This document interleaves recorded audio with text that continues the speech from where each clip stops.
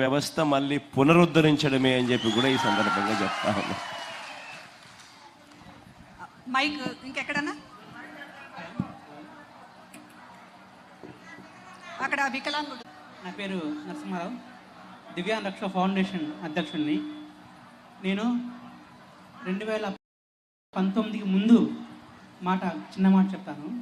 అప్పుడు తెలుగుదేశం హయాంలో మా దివ్యాంగులు ఎంత కష్టపడ్డారంటే, జనభూమి కమిటీ అనే ఒకటి ఉండేది.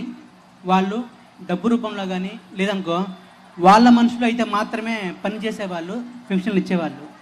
మీరు అప్పట్లో పాదయాత్ర చేశారు, కొన్ని హామీలు వచ్చారన్న. ఆ హామీలో ఇవ్వని ఒకటేంటంటే దేవుని దూతగా వాలంటీర్ని పంపించడం. ఈ వాలంటీర్లు ఇంటింటికి వచ్చి మీ రూపంలో దివ్యాంగులకి ఏం కావాలి, దివ్యాంగులకి ఎటువంటి హెల్ప్ కావాలి, ఒక ఫంక్షన్ గురించి మాట్లాడుతున్నారు వీళ్ళందరూ.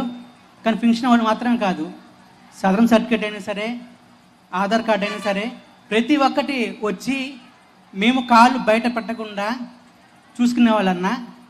కానీ మీ 5 సంవత్సరాల గడువు తీరిన తర్వాత చంద్రబాబు నాయుడు తన అక్కుస మీ మీద ఏం చేయలేక దివ్యాంగుల మీద మరియు వృద్ధుల మీద పడ్డారన్న. అదేంటంటే వారం గత నేను పేపర్లో విన్నాను, దివ్యాంగులకి ఇంటికి వచ్చి పింఛన్లు ఇస్తారంట వాలంటీర్ అన్నారు.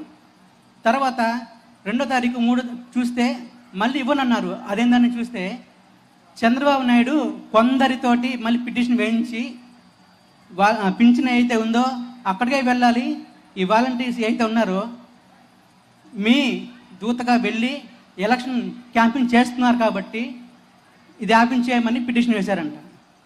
ఏదైనా సరే వేరే వేరే మార్గంలో చూపించాలి, కానీ దివ్యాంగుల మీద వృద్ధుల మీద వాళ్ళ ప్రతాపం అని చెప్పన్నా ఖచ్చితంగా వాళ్ళు మాత్రం మట్టి కొట్టుకుపోతారు చెప్తున్నానన్న.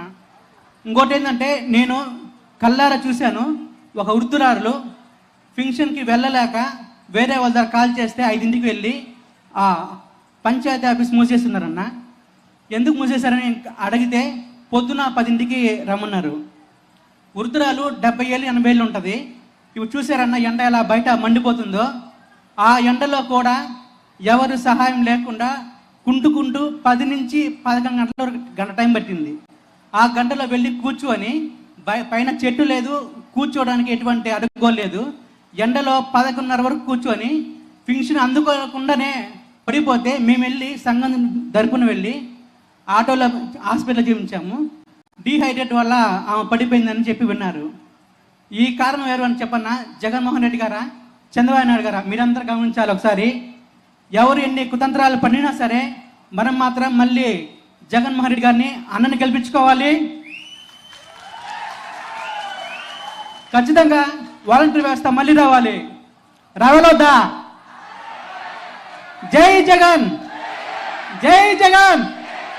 కనుకన్నా మళ్ళీ చెప్తున్నాను, మళ్ళీ మీ వ్యవస్థ వస్తుంది. మీరు వచ్చిన తర్వాత మీ దూతగా వాలంటీర్ మళ్ళీ పంపించండి అన్న. మేము మాత్రం మీకే అండగా ఉంటాము.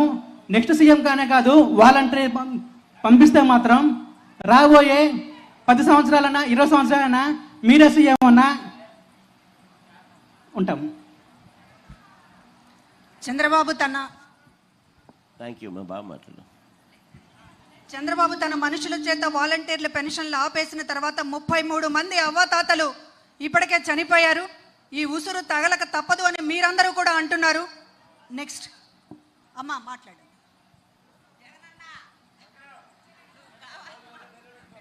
మైక్ దగ్గర పెట్టుకోండి అమ్మా. మేము మాది కుర్చేటి మండలం అగ్గురారం. నా పేరు కర్ణాటి సుబ్బులు. నాకు ఆపరేషన్లు జరిగినాయి, కాలు ఇరిగితే. నాకు ఇచ్చిన పథకాలు రాని లేవు.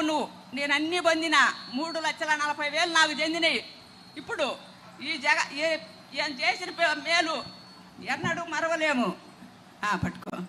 చంద్రబాబు చేసినందుకు మేము ఎంత ఆడిపోయినా నాకు ఆయాసం ఉంది. నేను సచివాలయం ఆడిపోయి తెచ్చుకోవాలంటే 3 మాటలు కూకొని లేచిన.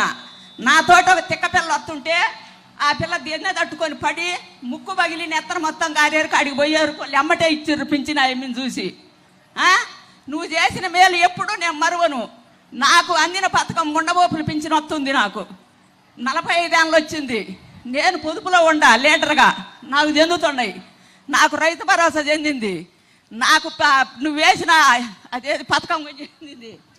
ఈ డబ్బులు అన్నీ చెందినవి. 3,40,000 నాకు చెందినాయి. నాకు 2 కొడుకులు, 7 మనవళ్ళు, 1 మనవరాలు. నువ్వు సాగుతున్నావు నన్ను కూర్చోబెట్టి ఆసుపత్రి ఖర్చులు మొత్తం. నేను ఇప్పుడు 9 రోజులైంది ఆపరేషన్ చేయించుకొని వచ్చిన కాకాని పోయి. మళ్ళా నాకు జగన్ మా దగ్గర వెంకారెడ్డి మాకు నాయకుడు, పాతకొట్ట వెంకారెడ్డి.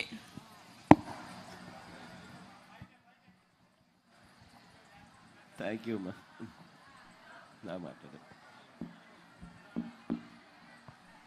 ఇంకా